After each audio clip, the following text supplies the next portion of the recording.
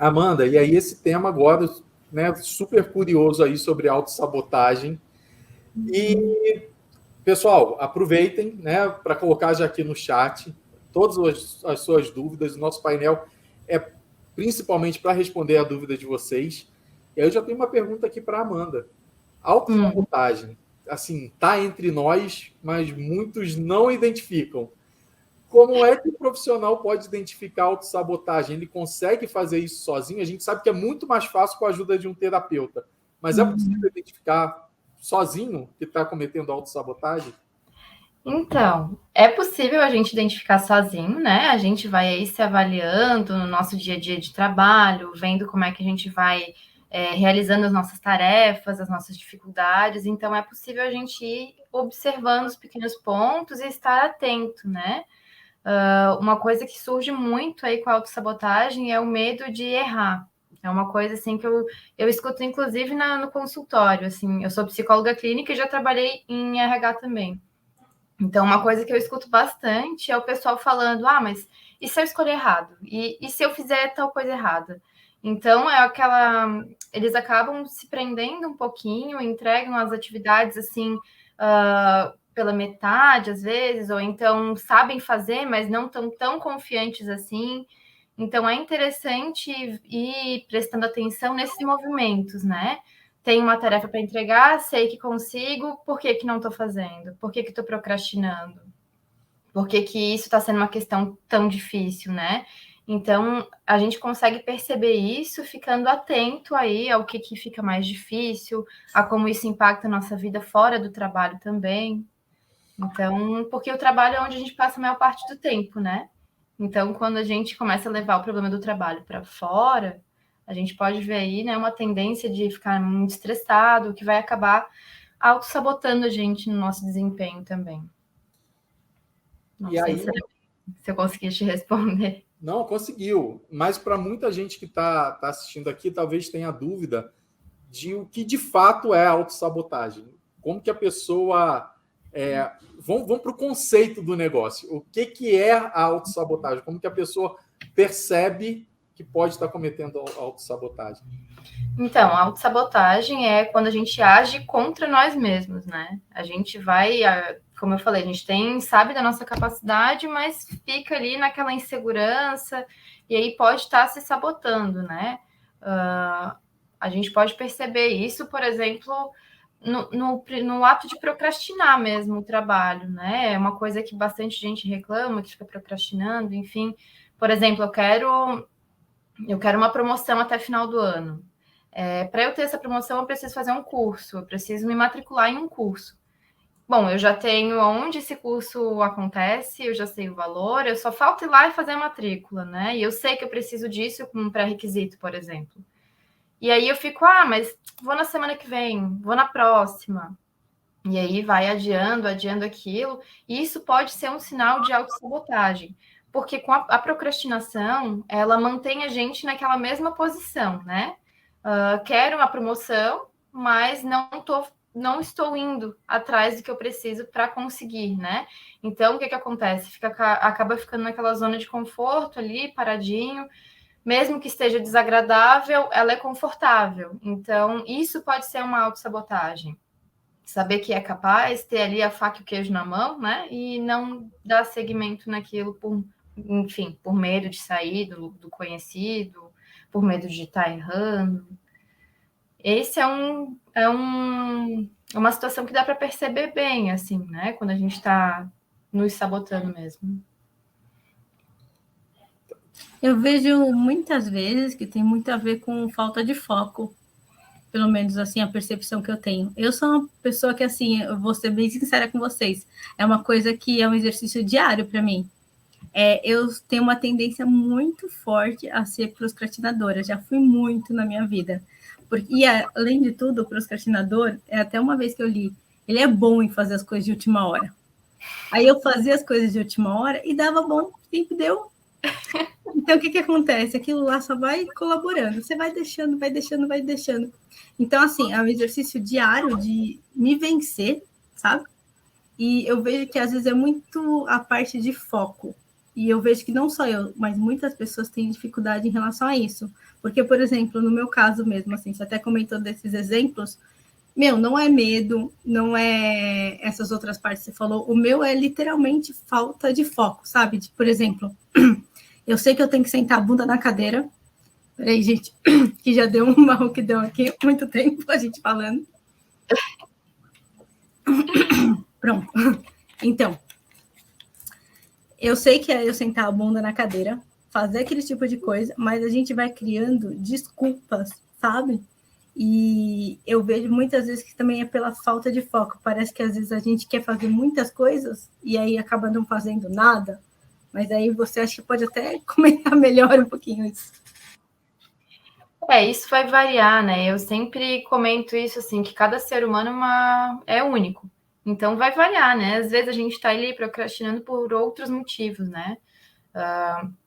Por falta de foco, ou porque naquele dia não tá fluindo legal e aí vai procrastinar mesmo. A gente tem dias que a gente não tá tão legal assim, né? Então, é normal que a gente vá procrastinando, né?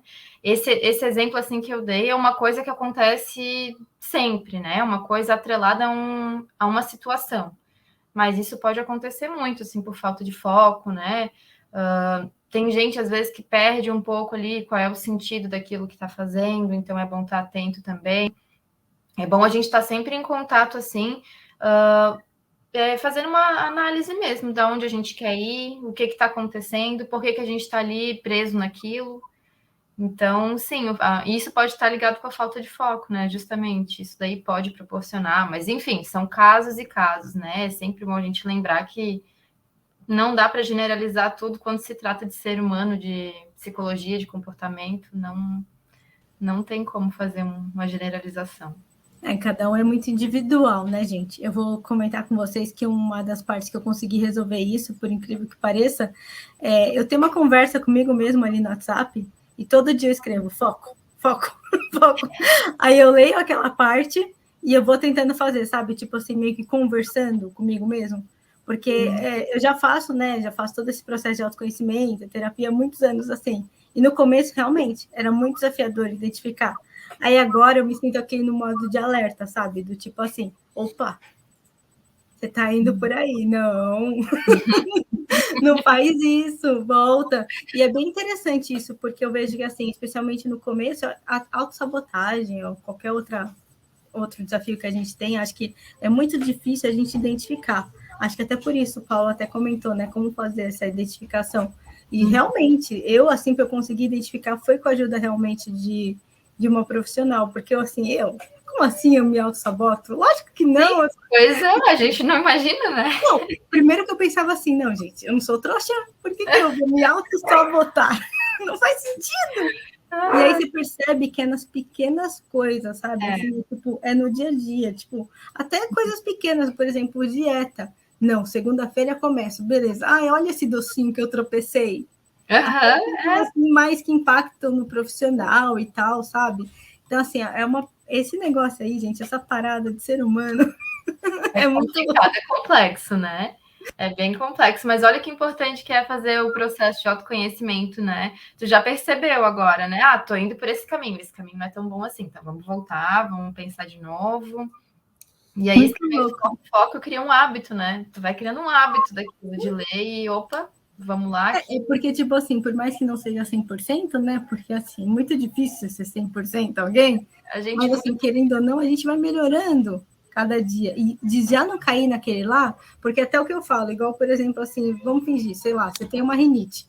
Aí você já sabe que a sua rinite vai ficar muito forte se você fizer tal coisa. Você já não vai fazer aquela tal coisa. Você pode ter o comecinho. Aí vai ter o comecinho e você fala, opa! Então já vejo que é mais ou menos isso. Nossa, mas muito interessante. Dá para aplicar. E aí eu tô vendo gente perguntando aqui do ladinho, né? Como é que... Peraí, deixa eu achar. Alguém perguntou alguma coisa. Me ajuda aí que meu chat travou aqui, eu não estou conseguindo... Olha, tem uma aqui, eu vou pegar mais para cima, mas tem uma aqui que eu acho muito interessante para você respondendo. O que faz uma pessoa se auto-sabotar e qual sua relação com a síndrome do impostor? É uma dúvida que eu tenho também, então vou até pegando as outras enquanto isso. Então tá. Bom, como é que é a primeira pergunta? Foram duas em uma, né? O que faz uma pessoa se auto-sabotar? Uhum. E qual a sua relação com a síndrome do impostor? Sim. Então, o que faz uma pessoa se auto-sabotar? Ai, que pergunta de 1 milhão, né? É difícil essa, porque como eu falei, né, não tem, assim, uma receita de bolo. Muita gente chega na terapia e pergunta, tem uma receita de bolo para resolver isso? Ai, lamento, né? Não tem. É interessante a gente pensar, né? É por isso que é importante a gente ir se autoconhecendo e ver aí a nossa relação não só com o trabalho, mas nas nossas relações também, né? Porque uma coisa vai se repetindo na outra. Então, o que faz uma pessoa se auto-sabotar? Pode ser o medo, pode ser a crença de que eu não mereço tal coisa, por isso nem vou tentar porque eu não mereço. Pode ser uma... Eu não gosto muito de usar essa palavra, mas pode ser uma síndrome, assim, de baixa autoestima, né? Pode ser uma baixa autoestima também. Bom, não mereço estar lá, sei que eu nunca vou chegar lá. E aí, quando as coisas começam, por alguma razão, a dar certo e tá quase chegando lá, pega e volta tudo, né? Não, mas isso aqui não é para mim, eu não vou dar conta disso daqui, vou ter que trocar de cidade, vou ter que... é muito mais responsabilidade, não quero. E pega, né, joga. Mas é claro que isso aí acontece de uma forma mais inconsciente, né? A gente não tem tanta consciência, assim, o tempo inteiro de tudo que a gente está fazendo, né? A gente ia ficar meio pirado se tivesse essa consciência toda. Então, não é uma resposta, assim, única, né? Pode ser várias coisas. E sobre a relação com a síndrome do impostor? Bom, eu vou dar aí uma particularidade minha, né? Eu não trabalho assim com síndromes, não é uma coisa muito da minha área, né? Eu sou gestalterapeuta, então a gente não trabalha muito no viés de diagnósticos, assim. A gente cuida muito, né? Antes de fazer um diagnóstico, é um diagnóstico diferencial, é uma coisa processual, porque hoje a gente está vendo muita gente enquadrando em caixas, né? Eu sou tal coisa, eu tenho tal CID, que é, né, de classificação de doenças. Então, a gente trabalha com um outro olhar, assim, um outro viés. Então, realmente, essa resposta da síndrome do impostor eu vou ficar devendo, porque não é muito da minha área aí, não é da minha teoria, então, essa eu vou ficar faltando. Mas eu espero ter conseguido responder um pouco aí, Edu. Eu vou trazer uma que está mais para a questão de TCC, a parte mais comportamental. Sim. E aí eu acho que muita gente aqui, acredito que muitos vão se identificar, que é aquela questão dos extremos, da pessoa que é 8 ou 80. Uhum. E essas pessoas têm uma tendência à autossabotagem. Do tipo, agora que já está errado mesmo, agora vamos embora, né? Uhum. E aí surgem aquelas frases famosas, o que é um pum para quem já está errado mesmo. E por aí vai. A pessoa que gosta de atolar o pé na jaca, ela usa essas frases tipo, já está errado mesmo, agora vamos embora. E isso tem muito de autossabotagem, né? Do tipo, cara, eu não me permito analisar, voltar atrás, consertar. Peguei esse caminho errado, eu vou nele até o final. Uhum. Sim, são crenças rígidas, né? É a tendência aí de enquadrar, de botar em caixinhas, assim, né? Ou é isso ou é tal coisa. Eu tenho personalidade forte, 880, ou é isso, é aquilo. Sim, síndrome então, de Gabriela, né, gente? Eu nasci assim, eu cresci assim, Gabriela. Não, mas gente, vocês estão falando aí, eu estou super me identificando, porque eu vejo que é realmente isso, é muito louco, porque quando a gente quer se colocar em caixa, foi uma coisa que, assim, acho que eu e todo mundo praticamente fez isso a vida inteira, é muito desafiador, porque é muito difícil você encontrar uma caixa, a não ser que você tente, igual, tipo, sei lá, você vai tentando cortar as partes até você se encaixar, sabe? Igual quando aquela analogia que fazem do círculo para o quadrado, você não vai. Então, o que acontece? Quando você realmente se coloca em caixinhas, aí você tem dois viés, né? Ou você pensa que você é tudo aquilo ali, que às vezes você nem é, ou você pensa assim, meu Deus, o que está acontecendo comigo? Eu também não me encaixo em nada e tal. Então, eu vejo que é muito isso também, da gente fazer a nossa autoanálise, né? Acompanhado de um profissional, mas é justamente da gente tentar entender, tipo, o viés. Igual ela falou ali, tipo, uma coisa que eu acabei de pensar, assim, que eu acho que uma coisa que me faz muito me auto-sabotar é estar cansada. Tipo, sei lá. Então num dia cansado. Não, tá bom, então amanhã eu faço. Então não sei o que, amanhã eu faço. Não é nem um medo, Não é nem assim, então, assim, tem a parte da procrastinação, mas, então, assim, é muito louco, né, que cada ser humano, assim, ele vai ter. Então, assim, o que faz uma pessoa se auto-sabotar? Ai, gente, eu não, né, não sou psicóloga, mas, assim, do meu ponto de vista, eu vejo que pode ser tanta coisa, gente. Muita coisa. É muita coisinha. Então, assim, a gente pode ir tentando melhorar. Igual, por exemplo, você falou sobre merecimento, né? Tem muito isso, né? Sobre você pegar e falar assim, não, senso de merecimento, de parte de autoestima. E o que eu percebo, tá? Pelo menos, assim, na minha percepção. Você vai melhorando essas coisas, assim, e as outras vão ficando mais claras, sabe? Então, por exemplo, num determinado momento, achei que eu tinha muito coisa com procrastinação, realmente verdade. Aí comecei a melhorar isso. Aí percebi um pouquinho de outra coisa autoestima, beleza. Aí conforme você vai se ajeitando, você mesmo vai criando seu cenário e você vai mesmo pegando estratégias. Igual uma coisa que eu me cobrava muito antigamente, que até conversei com a Mari, que era uma das coordenadoras. Final de semana eu queria ser super produtiva. Super. Nossa, eu vou mudar o mundo esse final de semana, eu vou limpar minha casa inteira, vou levar o cachorro para passear, sei lá. E assim, chegar no final de semana eu só queria descansar e ver um filme. E eu comecei a parar de me cobrar com isso. E querendo ou não, se a gente for parar para pensar, é um tipo de autossabotagem, sabe? Porque você fica se cobrando. É muito interessante. Essa coisa aí da autocobrança também realmente pode ser uma autossabotagem, né? Como tu falou, porque aí eu nunca vou ser bom o suficiente, né? Não tô dizendo que é o teu caso. Eu tô falando conforme as coisas que eu vou escutando na minha trajetória, assim, né? Isso é muito comum na clínica, é muito comum as pessoas chegarem, não, mas eu preciso fazer tal coisa, só vai dar certo quando eu for, assim, o melhor dos melhores. Então, sim, né? Isso aí também é uma autocobrança, a pessoa não tem um momento de relaxamento, né? Ou então aquela coisa que todo mundo sempre fala, né? Essa frase, assim, como é que... Estude e trabalhe enquanto eles dormem. Eu não sei quem foi que fez essa frase, mas eu não gosto dela. Porque a gente acaba ficando sempre tenso, né? Sempre naquela cobrança, eu tenho que dar conta, eu tenho que fazer, tenho que fazer. E aí, quando uma coisa sai um pouquinho do esperado, faz aí um desvio, nossa, é uma frustração muito grande. Então, isso pode ser outra forma de se auto-sabotar, né? Viu? Eu tentei de tudo e não consegui. Ah, deu super errado, não quero mais. Então, isso pode acontecer também, né? Em vários casos, assim. É complexo esse assunto aí. Dá pano para manga. Já tive, indo nessa linha do 8 ou 80, eu já presenciei assim situações numa reunião onde a pessoa começou a falar com uma pessoa que era gerente e num primeiro momento você já viu um desconforto do gerente, sabia que o negócio não estava bom e a pessoa que estava falando também percebeu isso e ela continuou e foi colocando outros tópicos ali e tal, e o gerente se incomodando e todo mundo com aquela cara assim, tipo, caramba, e aí, cara, isso não vai acabar nunca, tal. E aí, quando acabou a reunião, eu lembro que eu cheguei para essa pessoa, né, que eu conhecia ela próxima, ela falei, cara, logo no início ficou uma tensão, porque todo mundo percebeu que fulaninho não estava gostando. Você não percebeu? Ele falou assim, percebi. Eu falei, por que você não parou? Ele, porque eu não consegui. Depois que eu comecei, eu fui falando, já tinha começado mesmo. Falei, cara, mas você percebeu que o negócio não estava bom? Para! Tenta corrigir. Ele, cara, depois que soltou o carro está solto na ladeira e vamos embora. O que leva o ser humano a umas situações dessas? Tipo, cara, eu comecei, não tá bom e não vou parar. Eu vou seguir. Isso é a autossabotagem da autossabotagem da autossabotagem, né? Do tipo, cara, eu tô me furando e não vou parar de empurrar essa faca no meu peito de jeito nenhum. Falta do timing também, né? Como, percebeu e manteve, né?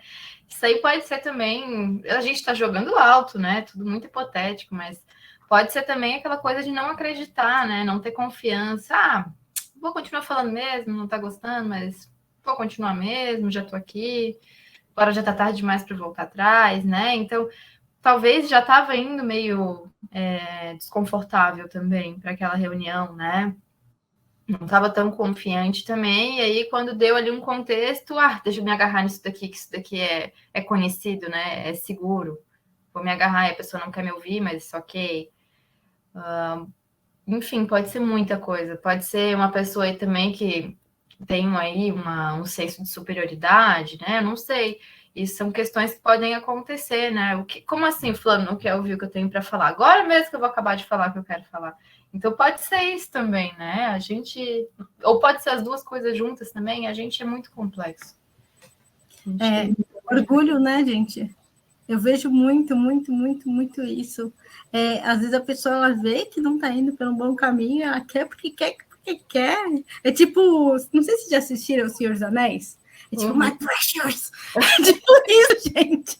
A pessoa não sai de jeito nenhum. Mas, assim, infelizmente, ou felizmente, eu fico uma jornada pessoal, né?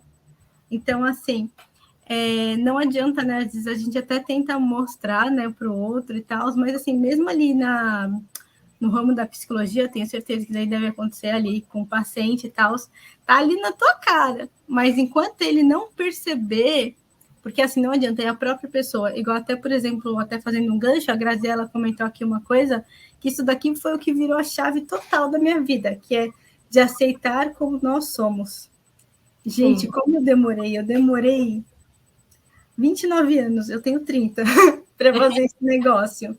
Foi muito, muito, muito, muito, muito difícil, porque eu tentava, tipo, como até comentei, tentava me encaixar, né, em grupinhos, etc e tal, e não era. E a partir do momento que eu aceitei, a Juliana é assim, tá? Tem defeitos, tem qualidades. Beleza. O que eu posso fazer, então, para melhorar os defeitos e melhorar as qualidades também? Nossa, parece que virou uma chave, que assim, que é óbvio, né, quando a gente vira. Mas até a gente virar, é um desafio tremendo, gente, porque é muito, muito, muito louco. E entra até o que a gente até comentou, né, hoje o dia inteiro, entra a parte de propósito, porque cada um tem seu propósito. Se você vai tentar se encaixar em outras caixinhas, aí você não vai achar o seu. Então, assim, realmente, né, é um assunto que, assim, que é bem complexo. E eu não vejo como a solução seria outra no seu autoconhecimento, sabe, gente? Deu uma travadinha. Deu uma travadinha, né? Eu vou voltar. Ô, Ju, eu só me perdi aqui. Desculpa, Amanda, continue. Não, pode falar. Não, eu só ia falar que eu me perdi aqui no chat com a travada que eu dei aqui e eu não sei o que já foi respondido, o que não foi. E aí tem um ponto da Débora aqui que ela pede, por gentileza, falar um pouco mais desses sinais de autossabotagem. Que além da procrastinação, outros comportamentos ou sinais que também, né, que ligam um alerta, tipo, procura um profissional para te ajudar com isso. Sim, era essa questão que eu estava procurando aquela hora e não achava. Então, outros sinais, né? Uma outra coisa que eu escuto bastante no consultório é as pessoas terem medo de dizer não. E isso daí pode ser, assim, um sinal de autossabotagem bem escrachado, assim, bem grande, não, né? Cuidar, claro, para não generalizar. Mas, por exemplo, né? Um colega de trabalho chega, fulano, pode fazer tal coisa para mim, tô atrasado, não vai dar tempo. Pô, tu tá com um trabalho, uma pilha desse tamanho de coisa para entregar, tu também não tá dando conta das tuas coisas naquele dia, né? Uma situação hipotética. E aí tu, para não dizer não, não, fulano, deixa, eu dou conta do teu trabalho, sim. Aí vai lá, faz o trabalho, não sei o que, atrasa a tua entrega. Pô, isso aí é autossabotagem, né? Isso aí pode ser uma autossabotagem. Essa preocupação aí em não desagradar, em não dizer não, né? Como é que eu vou dizer não? O que fulano vai pensar de mim? Bom, fulano tá ok, ele te deu trabalho, tá ali dando conta do dele, do teu.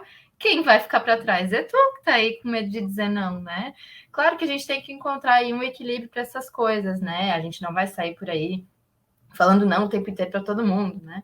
Mas estar atento a isso também, né? Por que é tão difícil para mim pegar e falar um não? Nossa, fulano não vai morrer se eu falar e dizer um não, né? Isso aí pode ser um sinal de autossabotagem. Porque daí tu vai se privando de várias coisas com medo de desagradar outra pessoa, né? Então... Sim, e essa talvez seja a autossabotagem mais adotada, né, pelas pessoas. Porque, assim, a procrastinação, eu posso me sentir muito culpado se eu deixo de fazer meu trabalho para assistir vídeo no YouTube. Mas se eu deixo de fazer o meu trabalho para ajudar uma outra pessoa, era tudo que eu queria. Que alguém me ajudasse a não fazer o meu trabalho. Então, quando alguém me pede para fazer alguma coisa, e eu digo sim, essa pessoa está me ajudando a não fazer um trabalho que eu já não queria fazer. Você tem uma desculpa, né, gente? A maldita desculpa. Pode ser também, pode ser também. eu gosto muito de um livro de um psicólogo americano chamado Adam Grant. Ele tem um livro chamado Dar e Receber. E a gente, né, eu acho que toda edição do TDC a gente comenta algumas coisas sobre esse livro aqui na trilha. E é muito bacana quando ele fala justamente sobre as pessoas que têm um comportamento de se doar para os outros e que ele separa em altruístas e alteristas. Então, os altruístas são aqueles que eles se prejudicam para poder ajudar os outros, que é um pouco do que a gente está falando aqui, né? E os alteristas não. Eles ajudam as outras pessoas, mas eles se organizam para que isso não prejudique eles. Então, sim, é muito, muito bacana esse livro. Quem não leu ainda, recomendo. É um livro que ele é super baratinho. Agora, o e-book na Amazon tem umas promoções aí que chega a 13, 14 reais. O preço dele normal de capa é por volta de 30, assim, mas vale muito a pena. É muito, muito bom livro. Eu já pesquisei aqui, gente, porque eu vejo que é uma linha tênue, viu? Entre, tipo assim, a gente falar não e ser tipo assim, não, gente, eu tô me priorizando. E não, você tá sendo egoísta. Então, tipo assim, eu vejo que é realmente uma linha ali que a gente precisa ficar realmente atento. Que é aquele, igual o Paulo falou, a pessoa tá dando tudo que você quer para não realizar aquilo, a famosa desculpa. Muito interessante isso. Tem algumas coisas que eu aprendi com esse livro, que algumas eu uso comigo e outras eu precisei... foi bom eu aprender para que eu ajudasse os meus liderados. Por exemplo, para mim, uma coisa que eu uso são os favores de 5 minutos. Então, se você me pede alguma coisa que eu consigo executar em 5 minutos, eu pego e faço. Se eu não consigo executar em 5 minutos, eu negocio com a pessoa. E eu orientei meu time a fazer a mesma coisa. Então, assim, não é não ajudar as pessoas, mas se organize para isso. Cara, você vai tirar toda segunda e quinta de manhã para ajudar as pessoas. Então, quando alguém te pedir uma ajuda, você não é que você vai falar não, mas você vai falar, cara, eu vou te ajudar, só não consigo fazer isso agora. Eu posso fazer isso para você na segunda de manhã? Aí os caras falam, pode. Então tá bom, então tá combinado. Ah, cara, eu preciso para antes desse prazo. Cara, então desculpa, eu não consigo te ajudar. Se fosse para segunda de manhã, eu conseguiria, mas antes disso eu não vou conseguir. Aí procura, posso até te indicar uma outra pessoa que pode te ajudar com isso. E isso foi muito importante para algumas pessoas são liderados que não estavam sabendo lidar com essas situações e estavam entrando num ciclo desse de autossabotagem. Acabava que ele ajudava muitas outras pessoas, mas ele não se ajudava. Isso aí é uma coisa que se estende para vários lugares da vida, né? Não só no trabalho. O trabalho é um reflexo também, né? Mas nos próprios relacionamentos, assim, como a gente percebe isso, né? De não saber identificar os nossos limites, não saber dizer não mesmo, né? De falar, não sou obrigado a aceitar isso, aceitar tudo. Claro, sempre com equilíbrio, para não ser essa coisa 880, né? Que a gente estava falando agora há pouco. Mas como é importante a gente ter noção aí dos nossos limites, do que a gente quer, que a gente não quer, que a gente gosta, não gosta, né? Pra gente não se auto-sabotar até nos relacionamentos. Não adianta, né, gente? Parece que tudo a gente volta e tudo a gente se conhecer. É impressionante. Porque, gente, não adianta. Eu não sabia dessa parte aí que você falou, sabe? Dos 5 minutinhos. Eu achei sensacional, sinceramente. Eu vou aderir. Porque eu vejo que, às vezes, assim... eu pego e quando eu vou ver, sei lá, é 40, 1 hora, aí eu, nossa, aí as coisas que eu ia fazer quando eu vou ver já era tudo. E assim, esse negócio dos 5 minutinhos é genial, porque você faz ali rapidinho, não tem. Olha, esse livro aqui, ó, já tô aqui, ó. Bom, vamos ver aqui, nessa linha que a gente estava respondendo para a Débora, a gente consegue pensar em mais algum sinal assim de autossabotagem, alguma outra coisa que tem que ligar o alerta? Então, eu trouxe mais uma coisa, mas eu quero falar ela com muitas ressalvas, né? Porque é uma coisa um pouco polêmica. Mas é a vitimização. Às vezes a gente pode ver isso... é mais difícil da gente ver, né? Porque é uma coisa que dói um pouquinho, é dolorido, né? Então, por vezes, pode acontecer da gente se colocar numa posição de vítima, né? Claro, a gente tem que cuidar aí para não ser agressivo também, né? Não desacreditar do sofrimento da pessoa. Ela pode realmente estar sofrendo com aquilo, realmente pode estar sendo muito penoso para ela. Mas é estar atento a essa tendência de se colocar em situações de vulnerabilidade. por exemplo, né? Nossa, não consigo isso porque está tudo um caos, porque é a crise, porque é isso que está acontecendo, e aí não adianta eu tentar, e que vai dar tudo errado mesmo. Então, assim, a gente acaba encontrando algumas pessoas assim na nossa vida e a gente acaba sendo essa pessoa, às vezes, em algumas situações, né? Então, é importante estar atento. Realmente tem crise, né? Ah, ok, tem crise. O que eu posso fazer além disso, né? Qual é o meu papel nisso? Eu acho que é importante a gente pensar sempre qual é a nossa responsabilidade nas coisas, nas situações, nas relações, no trabalho. É importante a gente se colocar como ser humano responsável também, para não cair nessa posição aí de que, céus, tá tudo dando errado, não vou tentar, que daí é meio que um ciclo, né? Uma coisa vai se ligando na outra e quando a gente vê já tá tudo juntinho, assim. Então, é tomar cuidado com isso, porque se a gente cair nessa coisa da vitimização, para sair é um pouco mais complicado. Então, Nossa, totalmente.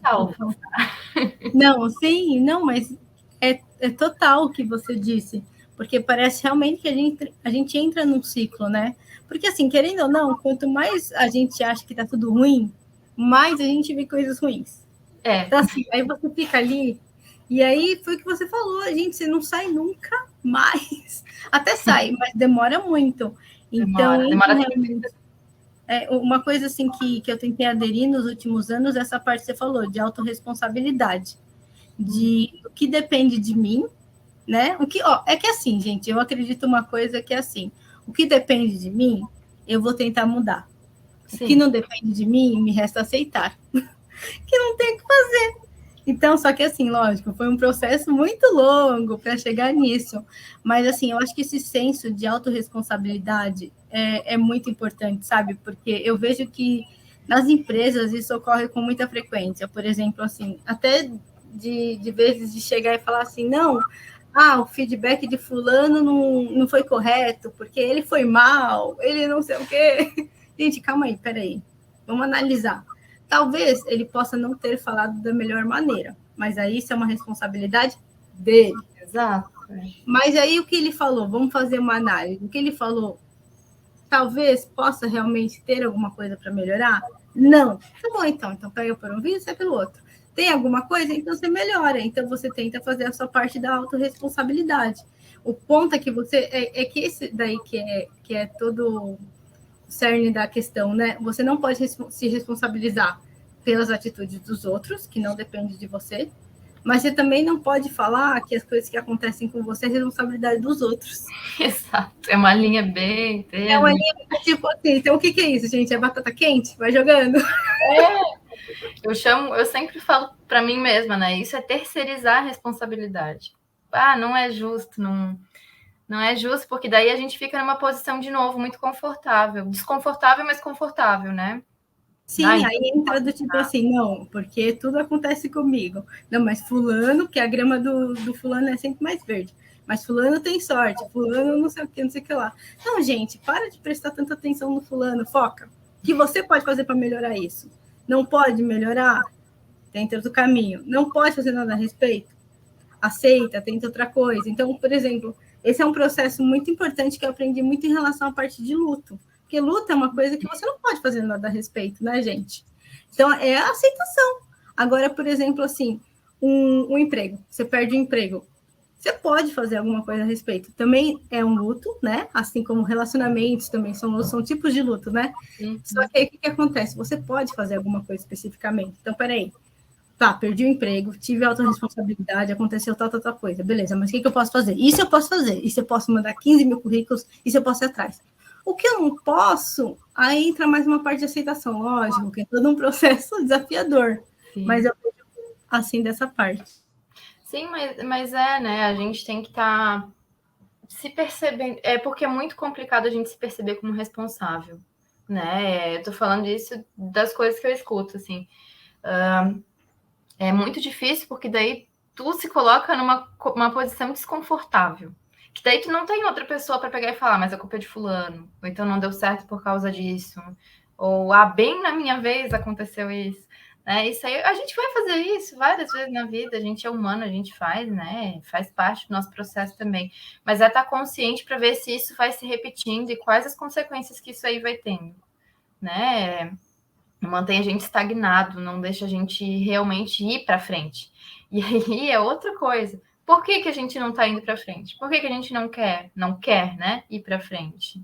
Será que é demais? Será que é um passo maior que a perna? Né? E se der errado? Isso aí é a dúvida, sim, né? Acho que a dúvida, para mim, essa é a dúvida-chave. E se der errado? O que vai ser? Né? É um medo de fracassar, um medo de decepcionar, talvez, também. Tem um outro ponto também que foi falado aqui sobre a questão da autoestima, né? Tá tudo dando errado, tá? E aí a pessoa, quando entra nessa espiral de tá tudo dando errado, ela começa a acreditar nisso, ela começa a trazer outras questões, tipo, começa a procrastinar, começa a ser um pouco menos cuidadosa com o que está fazendo, porque, cara, já está tudo dando errado mesmo, eu não preciso me esforçar, eu vou fazer do jeito que tiver que fazer e o resultado que vier tá legal, porque está tudo dando errado. Só que isso é muito uma questão de percepção, muito uma questão de estima, né? De alta ou baixa estima. Sim. E eu percebi, esses dias aconteceu uma coisa curiosa, eu estava atrasado para um compromisso, e aqui no Sul, eles são muito pontuais, tem muito dessa cultura europeia, não se atrasa como no resto do Brasil. Cheguei 10, 15 minutos atrasado, tá tudo bem. Já tomei várias broncas aqui, de dentista, médico, então cansei de levar bronca. Aí eu estava atrasado já para eu percebi que eu ia ficar atrasado para o compromisso. Eu andando no trânsito falando, e minha esposa comigo falava, ela também está pegando todos os sinais fechados. Mas olha só, tinha que acontecer de ver esse monte de criança atravessar a faixa logo hoje que eu estou atrasado. Aí depois que passou, eu fiquei pensando, cara, os sinais fecham todos os dias. Mas eu percebi naquele dia porque eu estava atrasado. As crianças sempre atravessam a faixa, em maior ou menor volume. Mas naquele dia eu percebi, me irritei porque eu estava atrasado. Então, assim, é todo realmente um senso que você tem ali, uma condição na qual você se encontra, que leva você a ter atitudes de autossabotagem, né? Tipo, a casa já está tudo ruim, tudo dando errado. Sim, isso daí atinge totalmente a parte da autoestima.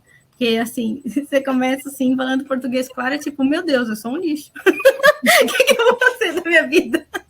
Então, assim, é uma coisa muito doida que a gente realmente tem que tomar cuidado, gente. Sim, sim. Não vai lá, mano. Oi? Não, pode falar. Não, eu continuo, porque agora eu ia falar justamente da hora da virada. Não, e realmente mexe com a nossa autoestima, né? Mexe, porque tem aquela coisa também, né? De não se sentir, de novo, aquela coisa, não se sentir merecedor, ou então de sentir que eu mereço muito mais, né? Então acaba dando uma balançada aí, sim, com certeza, que pode acabar travando a gente por alguma razão. Gente, a gente já não tem mais tanto tempo assim, já estamos partindo para o final. Então aí a gente já entra naquela hora assim de virar a chave. Descobrir que eu cometo autossabotagem. Seja sozinho ou com a ajuda de um terapeuta, de um psicólogo. E aí? E agora que eu estou com essa ferramenta na mão, o que eu faço? Como é que eu mudo isso? Agora que eu descobri que eu estou me autossabotando, o que eu posso fazer para mudar? Bom, o primeiro passo é a consciência, né? Que bom que já deu aí o primeiro passo, que se a gente não percebe, aqui, vai continuar cometendo o mesmo erro a vida inteira. Então, o primeiro passo realmente é a consciência. E, assim, se tiver num processo terapêutico, provavelmente muitas outras caixinhas vão se abrindo a partir disso, né? Porque a autossabotagem, ela vai ser um sintoma de muitas outras coisas que podem estar ligadas, assim, a nossos medos, a nossa história, a coisas que a gente foi ouvindo e foi absorvendo. Então, assim, é importante a gente estar consciente e tentar fazer esses links, assim, né? Bom, percebi que estou me auto-sabotando. O que tem aqui que me faz ter esse comportamento, né? Qual que é o meu medo? Eu coloco medo porque geralmente é um medo de sair de onde a gente está, né? A autossabotagem, às vezes, ela acontece como uma forma de manter a gente num lugar conhecido. Por mais que ele seja desconfortável, a gente se sente no controle daquela situação. Então, assim, eu tenho medo de perder o controle da situação. O que é novo me assusta.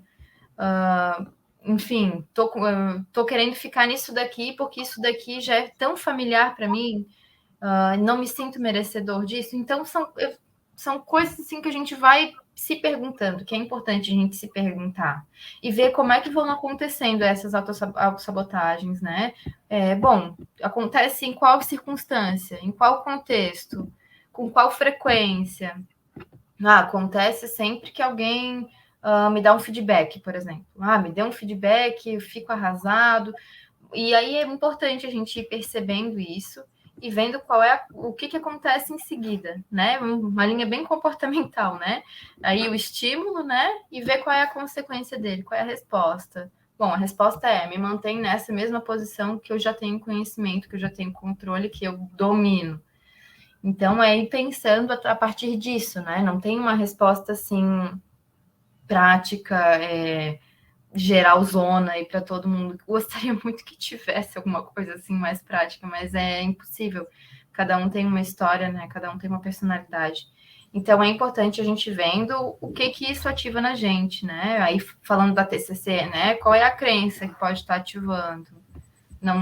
Não sei, pode. Isso aí é uma coisa que a gente vai pensando com a gente mesmo ou com o nosso terapeuta, né? Que é importante. Se percebe que é uma coisa muito frequente, essa autossabotagem, é importante, sim, estar fazendo processo terapêutico, porque daí vai abrir várias outras gavetas que estão fechadas ainda, né? Então, a minha dica, assim, é essa, né? É ir vendo quais são as consequências dessa autossabotagem. Eu acho que é muito importante entender o que faz sentido para você, sabe? É muito assim, tem até uma frase até que eu gosto, gente, eu sou cheia das frases de efeito, mas elas, no final, elas são boas. Então, assim, o que acontece? É sobre você viver no bem-estar. O que vai te fazer viver no bem-estar? Então, tipo assim, beleza, identifiquei a autossabotagem. O que eu posso fazer para melhorar aquilo lá? O que para mim faz sentido? Então, tipo assim, não teria, né, como a Amanda falar, não, a receitinha de bolo, como ela comentou, porque cada pessoa de um jeito, sei lá, eu às vezes para estar no bem-estar depois de um dia estressante, ver uma série, tem pessoas que vai dormir, cada pessoa de um jeito. Então, o importante é isso assim, a gente identifica, pelo menos a minha percepção virou a chavinha, identificou o problema, beleza, qual é a solução que eu posso fazer, que vai me fazer bem? Eu vejo que é muito sobre isso, sabe? Assim, você pode até se inspirar, tentar técnicas de pessoas que já fizeram, né? Até porque começar do cru é desafiador. Só que, assim, você precisa tentar entender, que aí também entra a parte do autoconhecimento, qual que é a técnica, o que é a abordagem, né? Até por isso, até tem vários tipos de tipos de psicólogas, né? Qual que é a abordagem que vai fazer mais sentido para você? Então, eu vejo, assim, que é muito disso, sabe, gente? Sim, sim, e às vezes não é nem uma autossabotagem, às vezes bom, isso aqui não, como tu falou, né, não faz sentido para mim, então para que eu vou fazer se não faz sentido? E aí a gente entra em outra questão, né, complexa também, mas entra em outra questão, né, uma mudança aí de rota.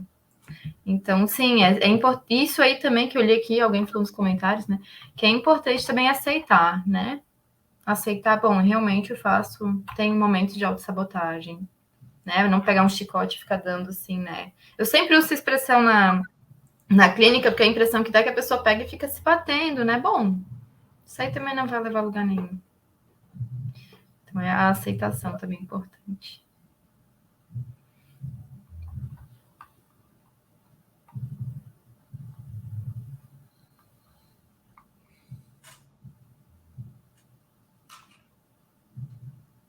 Ju, eu não consigo, estou ainda sem conseguir ver direito o chat aqui, que está travando muito. Você consegue ver? Sim, vamos lá. Deixa eu ver se falta mais alguma coisinha aqui. Tinha feito uma outra... Não, essa daqui a gente já comentou, sobre como é o processo de superação da autossabotagem. Aqui também. Não tem mais perguntas agora, não. A Caroline até acrescentou, realmente entender como você funciona, né? Sim. Assim, do meu ponto de vista, eu vou até deixar a Amanda complementar, o Paulo também. Eu acho que, na verdade, gente, é tudo sobre isso. De verdade. É tipo, desde do autossabotagem, desde, às vezes, um problema, assim, de saúde que você tem, um problema de relacionamento. É tudo, sabe? Eu vou dar um exemplo aqui sobre mim, aqui, rapidinho. Eu era uma pessoa que eu ficava muito doente, porque várias vezes a minha mãe falava assim para mim, não, espera, vê se você consegue se curar sozinha. Que tem pessoas que se curam realmente, sabe? Assim, que elas não precisam ir no médico. Eu percebi que isso daí ficar mais doente. Agora não. Agora eu já sei que é tipo, tem um negocinho, opa, peraí, já vou pegar meus soldados.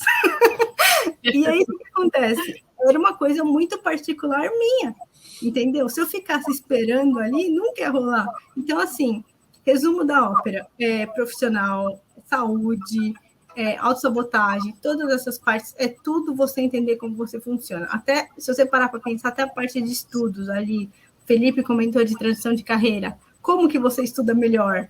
Então, eu vejo que, na verdade, é tudo sobre isso, assim, nem que você, cara, pegue 10 minutinhos antes de deitar na cama e pensa assim, o que está acontecendo comigo, sabe?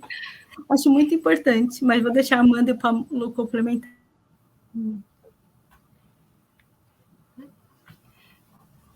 Quer falar alguma coisa, Paulo? Bom, vou falar para a galera um pouquinho sobre situações em empresas, né? Coisas que eu já vivi, já presenciei. Então, se você, como aconteceu com aquele meu coleguinha, entrou numa reunião e viu que as coisas não estão indo bem, respira e, de repente, se você não tem condições naquele momento de dar um passo atrás, pelo menos não ter um passo à frente. Respira e para ali onde você está. É melhor do que você dar aquele passo adiante em direção ao abismo. Então, fique paradinho. E se você já passou por algumas situações e você está identificando que situações parecidas estão vindo pela frente, é mais um motivo aí para você refletir e aprender com o que passou, né? Não cometer o mesmo erro 2 vezes. Então, se eu participei de uma reunião com o meu time, onde eu falei determinada coisa e aquilo não foi muito bem aceito, eu preciso conversar depois individualmente com as pessoas para entender por que aquilo não foi bem aceito. Foi a maneira com que eu falei num tom um pouco mais agressivo, é do conteúdo que não estava bacana. Como a gente mesmo já falou aqui, tem pessoas que reagem muito mal a feedback. Então, é você entender e, cara, dar esse passo atrás.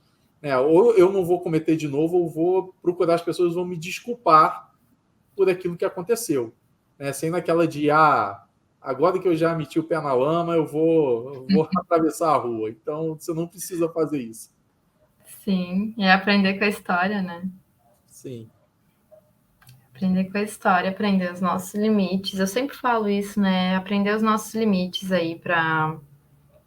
Enfim, a gente tem que saber até onde a gente pode ir. Autoconhecimento, eu vou chover no molhado, né? Autoconhecimento, assim, é uma prática, é uma constante, né? Realmente, como a gente falou no início, não vai ser assim 100%, nunca, porque a gente muda todos os dias, né? Todos os dias a gente é atravessado por uma coisa diferente. E vai mudar alguma crença antiga, ou então não vai mudar, mas que vai ficar ali guardado, né? Então, sim, entender como a gente funciona e perceber, né? Como o Paulo falou. Bom, quando tu perceber, tenta não repetir, né? Tenta ficar alerta aí mesmo. Um exemplo são as pessoas que vão pedir algum tipo de reconhecimento, seja reajuste salarial, vão negociar salário, ou vão pedir uma promoção e não dá certo. E aí não dá certo numa primeira vez, não dá certo numa segunda, aí daqui a pouco é demitido por uma situação dessa, vai para uma outra empresa, pede de novo, não deu certo. É hora de você parar e rever. Cara, o que está acontecendo? Por que as outras pessoas estão recebendo e eu não? Esse é um primeiro ponto. E segundo, a gente falou aqui das pessoas que não se consideram merecedoras. Tem gente que se acha merecedora demais. Então, cara, será que eu estou usando os argumentos certos? Será que eu estou me comunicando da maneira correta? Será que eu estou mostrando os resultados que eu deveria mostrar para ter essa promoção, para ter esse reconhecimento? Então, tem muita gente também que acaba se auto-sabotando nessas situações, porque entra para uma reunião dessa e começa a levar para o lado pessoal, e começa a achar que o gerente, o líder, seja lá como a pessoa quer chamar, tem alguma coisa pessoal contra ela. Isso é pessoal, e aí começa a fazer ataques a essa pessoa, né? Seja ele direto ou indireto, o que é pior ainda quando você começa a atacar essa pessoa pelas costas, né, para outras pessoas no trabalho. Então, cuidado com esse tipo de comportamento, né? Eu costumo ver muito de autossabotagem nessas situações, principalmente. Quando a pessoa vai pedir um aumento, vai pedir uma promoção e não consegue, e ela começa a se auto-sabotar dali, não se empenhando mais no trabalho, falando mal do chefe, começa a questionar o valor das outras pessoas, dos pares. Aquele fulaninho não merecia ter recebido a promoção. E você sequer tem argumentos para falar esse tipo de coisa. Então, esse é um dos principais pontos de autossabotagem que eu vejo hoje nas empresas. Então, cuidado, vocês aí com suas carreiras, para não se autossabotarem justamente nesse momento de uma frustração por não promoção, por não receber um aumento, não ser bem-sucedido numa negociação salarial. Sim, e, gente, uma parte que eu queria até comentar, e aí quando vocês encontrarem ali, né, a parte que vocês falarem, não, esse é meu jeitinho, aceitar realmente, mesmo que não seja igual aos demais. E até trazendo aqui a parte de transição de carreira, por exemplo, pessoas que vêm de outras áreas, muito provavelmente não vão ser aqueles devs ali que só codam no escuro e pronto. Vão ser pessoas com outros tipos de skill, sabe? Isso daí é o jeito de vocês, sabe? E vocês podem usar isso a favor de vocês. Também quando vocês não usam e tentar, não, eu vou ser só aquele tipo de pessoa, também é um processo de autossabotagem que eu vejo isso muito, sabe? Por exemplo, eu sou uma pessoa extremamente comunicativa. Não era esperado antigamente que o dev fosse mais assim comunicativo. Se eu fosse nessa parte aí, eu estava ferrada, porque é meu jeito, é natural de mim. Então, o que acontece? Tentem também pegar, ver o jeitinho de vocês e aceitarem. É diferente do outro ali no profissional? Beleza. Mas tenta extrair o melhor disso, até para não acontecer tudo que o Paulo falou e tal. Até por isso que é importante você se avaliar e não, tipo assim, olhar a grama do vizinho, etc. E tal. Ver se você está fazendo o possível. Sim. Comparações também é outro tópico bem importante, né? A gente acaba se comparando demais. E aí, realmente, isso pode ser uma sabotagem também. É bem importante levantar isso. Essa coisa do jeitinho, do meu jeitinho, a gente só tem que tomar cuidado, porque é o seguinte, claro, cada ser humano, ele dentro dele, por si só, ele já é um universo de complexidade, um universo de muita coisa. Então, cada um tem um jeito, né? E a gente pode ter muitas coisas em comum com os outros, mas cada um é o seu próprio universo. Só tem que tomar cuidado com esse é o meu jeitinho e avaliar o seguinte, esse meu jeitinho, aquilo que a gente já falou aqui, ele ofende as pessoas, ele fere os outros, ele é socialmente aceitável. A gente vive em sociedade, não vive isolado. Então, depois de respondido essas perguntas, né? Aí você mantém seu jeitinho. Se ele não fere ninguém, se ele é socialmente agradável. Se ele não fere ninguém, se ele é socialmente aceitável, você mantém seu jeitinho, não tem nada de errado com ele, tá tudo certo. E se ele não traz prejuízo para si próprio também, né? E para o outro. Importante. Pessoal, chegamos aqui às 18 horas. Temos mais perguntas? Temos alguma outra dúvida ainda? O Lucas enviou agora. Cheguei depois, mas quais os principais desafios para um gestor lidar com colaboradores da nova geração? Da nova geração depois dos anos 2000 que está entrando no mercado. É que eu não fiz a correlação com o nosso painel, mas é uma ótima pergunta. É uma ótima pergunta. Só deu um pan. Não, tem relação sim, cara. Tem relação. Vamos lá. Vou te falar que assim, eu tenho um filho que ele está com 22 anos. E a maioria das pessoas do meu time, agora o meu time mudou um pouquinho no iníciozinho do ano agora, mas até o ano passado todo, o meu time todo tinha a idade do meu filho. Quase todos. A maioria tinha a idade do meu filho. 21 tinha cada de 19, 21, 23, todo mundo ali na idade do meu filho. Então, já todo mundo nessa geração aí que o pessoal perguntou.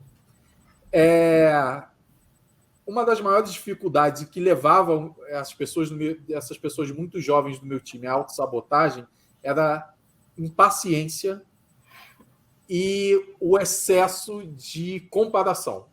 Então, assim, a gente passou por ciclos lá que a gente chama na BevTech de ciclo de gente, onde é feita uma avaliação 360 das pessoas e tal, e a gente atrelava esse ciclo, essas avaliações a méritos e promoções. A gente percebeu que isso não dá certo, está mudando esse formato aqui no BevTech, mas você percebia que era muito essa questão da comparação. Porque o fulaninho lá do outro time recebeu aumento, o fulaninho lá do outro time foi promovido, o outro time inteiro foi promovido. Cara, e aí entra um pouquinho naquilo que a Ju falou, né? Eu sempre falo para as pessoas, eu aprendi isso com o gestor que eu tive, com o líder que eu tive, que foi muito bacana e eu trago para a minha vida. São 3 círculos, estão um dentro do outro. Então, a gente começa a falar do círculo que está mais no centro ali, mais no meio do negócio, que são as coisas que eu posso fazer, que eu posso resolver, que estão sob o meu domínio. Fora dele tem um círculo maior, que são as coisas nas quais eu tenho influência. Eu não decido, mas eu tenho influência. E tem um círculo mais externo, que são as coisas que eu não domino e que eu não tenho influência. Aquelas que eu só sento e assisto. E aí, por que eu falei isso? Essa galera mais nova tem muita dificuldade em entender isso, tem muita impaciência e faz muitas comparações. Nesse ciclo de avaliações, por exemplo, eu podia avaliar o meu time, estava no meu domínio. Eu podia influenciar alguns outros gestores com os quais eu tinha mais contato sobre como a gente ia avaliar o time para que isso fosse o mais uniforme possível. Mas existiam gestores dos quais eu não tinha contato que faziam avaliações completamente diferentes. E claro que isso estava distorção. Aí o cara falava, o fulaninho que começou junto comigo na empresa, no mesmo cargo, ele fez a mesma formação que eu, porque lá a gente tem um centro de formação de devs, ele era da mesma turma que eu, ele já está no nível X, eu estou no nível Y. Porque ele caiu no gestor que avaliava de uma maneira e tinha um outro gestor que avaliava de outra. Então, essas comparações elas são muito perigosas. E aí eu sempre trazia um pouquinho a pessoa para a realidade e falava, cara, tudo bem, você está se comparando, mas em algum momento você comparou o que a pessoa fez para chegar lá e o que faltou você fazer para chegar lá? Então, isso é um ponto importante. Eu acho que isso é uma das maiores dificuldades para essa galera mais nova que está entrando no mercado. É um pessoal muito... para ontem, imediatista. Faz umas escaladas muito rápidas, assim, sabe? Sim, é importante esse ponto aí da comparação mesmo, né? Tô me comparando com o fulaninho, né? E aí acaba ficando deprimido também, né? E pode sair um sinal de autossabotagem também. Verdade. E vou te falar que esse negócio aí de ficar fazendo essas escaladas, isso é culpa dos jogos, desses jogos eletrônicos que destrói a cabeça da juventude. Falando igual meu avô. Não, é culpa dos youtubers. Não, mas eu vou te falar, por exemplo, por que eu brinco com esse negócio dos jogos? Eu, quando comecei terapia, assim, eu fazia muita analogia com a minha terapeuta em relação a essa questão dos jogos, né? E até quando a gente começou a falar sobre autossabotagem, eu falei, cara, em jogo é muito fácil. O jogo, você começa, as coisas não estão indo bem, você se emputece, você vai lá, aperta o botão e você começa o jogo todo de novo. Tipo, não tá indo bem, eu começo de novo. Né? Eu dou um reset no negócio. Só que na vida, maluco, não tem esse botão.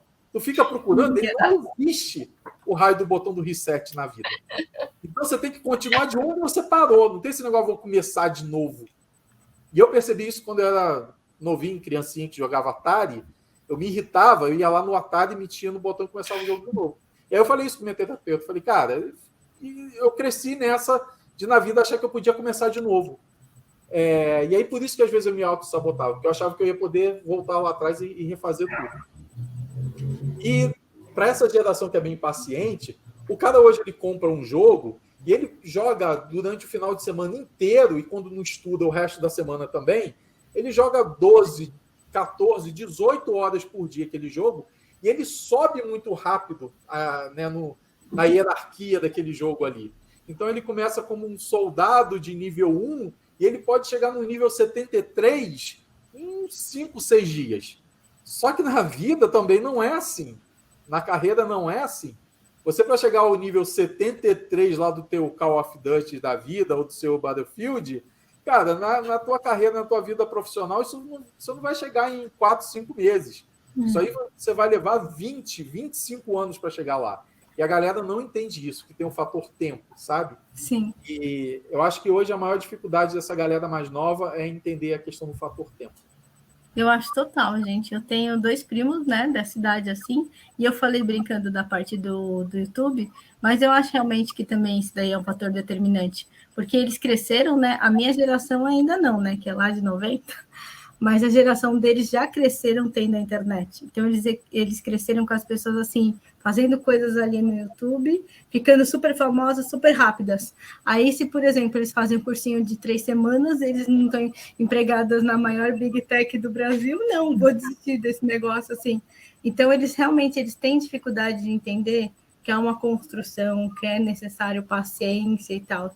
Então, realmente, eu vejo que é isso, é a parte dos jogos, na verdade, é tudo a parte da geração que já veio da internet, que eles não tiveram essa transição assim. Então, eu acho que é o maior desafio. Eu acho que também deve ser um grande desafio dos líderes, realmente, que geralmente, né, uma tendência, pelo menos, é serem pessoas de outra geração. Então, aí que tem o conflito das gerações, né, gente? Porque está tentando uma geração que é mais imediatista, está tentando lidar com uma mais ali que fala assim, não. E tanto que até um tempinho atrás já era aquele negócio ali de ficar 10 anos numa empresa, 15 anos. Se hoje em dia você vai falar isso para alguém, para construir carreira numa empresa, a pessoa acha que você está louco de ficar mais 2 anos. Então, eu acho que entra nisso daí, o conflito das gerações com essa era também da internet, que obviamente é muito positivo, até por isso a gente está aqui e está com toda, né, essa ascensão, mas também traz muitos desafios até para o nosso cérebro, né, que às vezes ele não acompanha. Como assim, gente? Não é tudo para ontem, sabe? Sim, cadê a praticidade, né? Isso, exatamente. E assim, tem uma coisa interessante, a Ju falou, por exemplo, do YouTube. Mesmo se você for olhar no YouTube, e aí quem puder, né, quiser ir, chama alguns youtubers desses para conversar, alguns são muito acessíveis, assim, e alguns colocam até vídeos no canal contando sobre isso. Tirando alguns casos realmente que são meteóricos, como é o caso do Casimiro agora, né, que virou uma sensação e tal, você vê vários youtubers de sucesso, fala assim, caramba, esse cara tem 2 milhões, 5 milhões de seguidores. Cara, vai conversar com esse cara. É uma história de 10 anos, o cara está 10 anos como youtuber. E os primeiros 3 anos ele não faturava nada. Mas ele ficou ali 3 anos, né, resiliente, acreditando que um dia aquele trabalho dele ia começar a trazer resultado. Mas ele sabia que o resultado, né, poderia acontecer de um dia para outro, mas, cara, poderia. Não significa que iria acontecer. Então, você pega hoje o Iberê do Manual do Mundo Moderno, o Brancoala e vários outros, são caras que começaram há muito tempo. E aí o cara hoje olha assim e fala assim, vou começar no YouTube hoje também, daqui a 2 meses eu tenho 1 milhão de seguidores. Cara, não é assim. E assim, tem uma coisa muito bacana, a gente tem no Brasil, tinha no Brasil, né, um paisagista que é um fenômeno mundial, é o maior nome do paisagismo mundial, que é o Burle Marx. Para quem não conhece, dá uma lida aí sobre o que é o Burle Marx, né? E foi um cara fantástico, botânico, paisagista, o cara é referência no mundo. E ele falava que os projetos dele de paisagismo, quem ia definir o projeto era o tempo. Que ele começava a fazer um projeto, mas que aquele jardim só ia ficar da maneira como ele imaginou depois de 5 ou 10 anos, depois que aquelas mudas começassem a crescer e ocupar o espaço, né, que ele imaginou, que ia formar uma parede verde, que, sabe, ia ter uma composição de altura diferente, porque umas iam crescer mais que as outras. Então, você olhava o jardim nos primeiros meses, não tinha nada a ver com o que ele tinha projetado, nada a ver com os croquis deles, com os projetos. Mas depois de 5, 10 anos que aquele jardim de fato se formava. E hoje parece que essa geração nova esquece, né, essa dimensão. A gente hoje fala muito de dimensão de 3 dimensões, mas a 4ª dimensão, que talvez seja a mais importante de todas, que é a dimensão do tempo. Sim, de saber dar tempo ao tempo, né? A gente quer as coisas muito rápido, então a gente tem essa impressão de que a vida passa muito rápido e que, nossa, já estamos entrando em abril daqui a pouco. Sim, mas a gente faz uma infinidade de coisas, né, nesse tempo todo. Então é uma aceleração mesmo. Sim, gente. Eu tô pensando ali, eu tinha até visto esses dias aqui um tópico, o pessoal falando ali do WhatsApp, que, tipo, não é urgente. Então, eu vejo que é tudo... Acaba sendo sobre isso, sabe? Do tipo assim, você manda uma mensagem para uma pessoa, você pensa assim, não, pelo amor de Deus, ela tem que responder. Gente, a não ser que seja um caso de emergência, que aí geralmente você vai ligar para a pessoa, mas você vai ligar para o 190 antes, a pessoa dificilmente ela vai precisar responder ali na hora, que é uma situação de vida ou morte. E as pessoas, elas vêm com essa coisa assim, imediatista, assim, do tipo assim, não, meu Deus do céu, então já era tudo. Então, assim, eu acho que realmente isso daí eu acho que é um dos grandes desafios que eu acho, na verdade, como está vindo, né, essa nova geração, que é justamente agora o pessoal que está sendo empregado agora, eu acho que vai ser um grande desafio daqui para frente, viu? Para mostrar que realmente, calma, cara, as coisas elas plantam, né, germina, etc. Verdade. Tem mais uma dúvida aqui da Denise, não sei se é a última aqui. Sim. Cheguei agora por aqui, mas tenho uma perguntinha. Qual dica para quem atuou 100% com engenharia elétrica dentro de indústria, está acima dos 40, mas quer fazer transição para ciência de dados? Comece. Não, sério, assim, só fazendo adendo, vou deixar o pessoal comentar melhor, mas assim, comece a estudar. O mercado está aberto para pessoas acima de 40, acima de 50. Tem vários programas sendo criados também com esse intuito, assim. E assim, beleza, você atua 100% até agora, mas comece cursos, outras formas de capacitação, mas vou deixar o pessoal comentar melhor. Olha, o que eu tenho para falar é fazer um convite para a Denise, que a gente está no finalzinho aqui do nosso painel. E, Denise, isso aqui dá uma resposta, assim, imensa. Então, te convido para amanhã estar com a gente aqui na Trilha de Carreira. A gente tem 2 sessões de mentoria. A gente vai ter uma mentoria de manhã. Começa às 11h50, se eu não me engano, é isso, Ju? A mentoria de manhã. Vou olhar aqui o horário. Ó. Espera aí que já está aberto aqui. Um segundinho. Começa meio-dia e 10. Meio-dia e 10. Meio-dia, meio-dia e 45. Isso aí. Mas normalmente a gente entra essa mentoria a hora do almoço todo e vai até as 2 horas. Sim. Então, normalmente a mentoria começa meio-dia e 10 e vai até as 14. E a gente tem uma outra sessão de mentoria na parte da tarde também. E essa mentoria aí vai de 3h30 às 4h05. Então, Denise, te convido amanhã para estar na mentoria. A gente vai conseguir responder você assim de maneira completa, como você merece. Eu acho que não é justo a gente pegar esses últimos minutinhos aqui e dar essa resposta, mas tem muita coisa que dá para você fazer para te ajudar nessa transição. E a gente pode te orientar com isso, com certeza. E o Bruno é sensacional, gente. Só tenho isso para falar, assim. Venham. O Bruno, assim, ele dá umas viradas de chave que é sério. Tipo, eu não sei, eu acho que eu poderia ouvir as mentorias dele para sempre. Sempre tem alguma coisa que você fala assim, gente, é óbvio. Nossa, até bati óculos. Enfim, é óbvio, mas a gente não percebe. Então, assim, bem, Denise, e todo mundo aqui também, gente. De verdade, as mentorias do Bruno são sensacionais. E é isso, gente. A Amanda, acho que caiu. Tá voltando. Tá voltando? É bom que dá para a gente se despedir em alto nível, né? Com a volta da Amanda.